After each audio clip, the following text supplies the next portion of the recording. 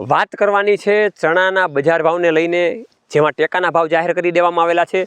રજિસ્ટ્રેશનની પ્રક્રિયા પણ ચાલુ થઈ ગઈ છે। ઘણા બધા ખેડૂત મિત્રોના ફોર્મ પણ ભરાઈ ગયેલા છે।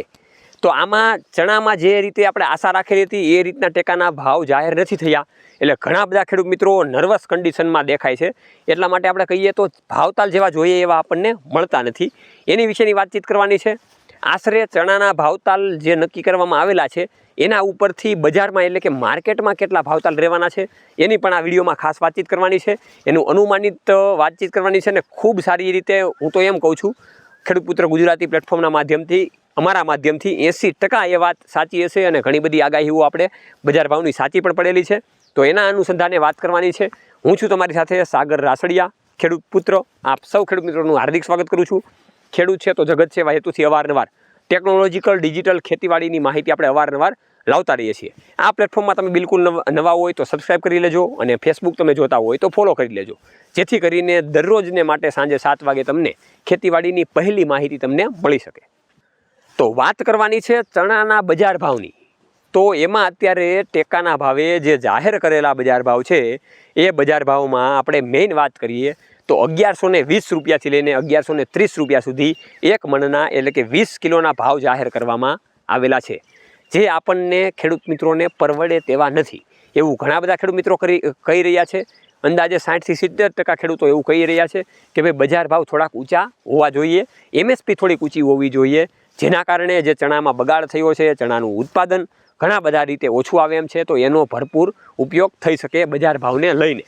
તો એમાં મેઇન આપણે વાત એ કરવાની છે કે 1120 ને 30 રૂપિયા છે તો ખેડૂત મિત્રોના કેટલા ભાવ જોતા હતા ચણાના, તો એમાં ઘણા બધા ખેડૂત મિત્રોનું એવું કહેવું છે કે 1200થી લઈને 1300 રૂપિયા સુધી જો ટેકાનો ચણાનો ભાવ હોય તો અમને માર્કેટયાર્ડમાં ચણા વેચવાની મજા આવે અને માર્કેટયાર્ડમાંથી પણ અમને સારો એવો ચણાનો ભાવ મળી શકે।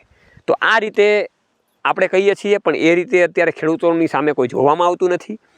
પ્રશ્નો જો આપણે ઉઠાવીએ તો એનું કોઈ યોગ્ય રીતે અમલ નથી થતો। તો એ રીતની વાત છે, એટલે આ વિડીયોને જેમ બને એમ શેર કરો, જેથી કરીને વિડીયો ઉપલા લેવલ સુધી, ટોચ લેવલ સુધી પહોંચે ને થોડીક આપણી વાત સાંભળે। બીજી વાત એ કરવાની છે કે ચણાના ભાવ જે 1120થી 30 રૂપિયા ટેકાના ભાવ આપવામાં આવેલા છે, એના પછી આપણે કહીએ તો માર્કેટયાર્ડમાં ચણાનો ભાવતાલ આપણને કેવો મળવાનો છે એની ખાસ આપણે એ વાત કરવાની છે।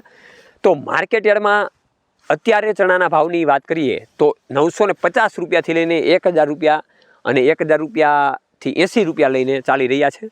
હવે જ્યારે ટેકાના ભાવે ખરીદી ચાલુ થઈ જશે, ઘણા બધા ખેડૂત મિત્રો ટેકાના ભાવે વેચવાનું ચાલુ કરી દેશે, ત્યારે માર્કેટમાં ચણાનો ભાવ ડાઉન થશે, એ આપણને ખબર જ છે અને ડાઉન જ હોય, કેમ કે કોઈ દિવસ એવું નથી થયું કે ભાઈ એમએસપી ઉપર જ આપણને ભાવ મળેલા હોય। એ મગફળીમાં આપણે જોઈએ, બીજી ઘણી બધી જણસીમાં જોઈએ તો આપણને મળતા નથી।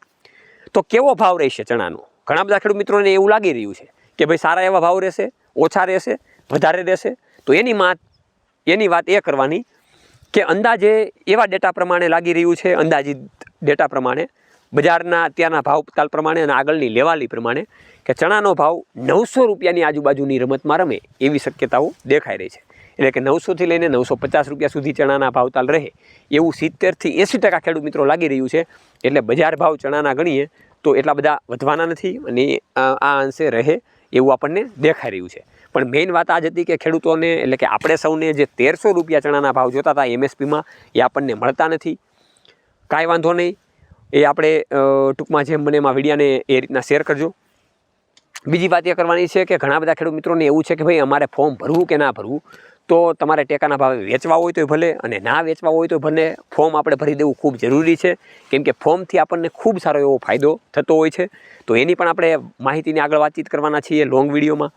તો આ રીતે ખેડૂત મિત્રો ટેકાના ભાવે જે ખરીદી થાય છે 9 માર્ચ સુધી ચાલુ રહેવાની છે આ પ્રક્રિયા। તો એમાં તમે ફોર્મ ભરી દેજો અને આ રીતે આપણે ચણાનું વેચાણ કરીએ એ રીતની આપણે વાત કરીએ છીએ। જય જવાન જય કિસાન, આ બંને છે આપણા દેશની શાન। જોતા રહો રમેશને માટે ખેડૂત પુત્ર ગુજરાતી।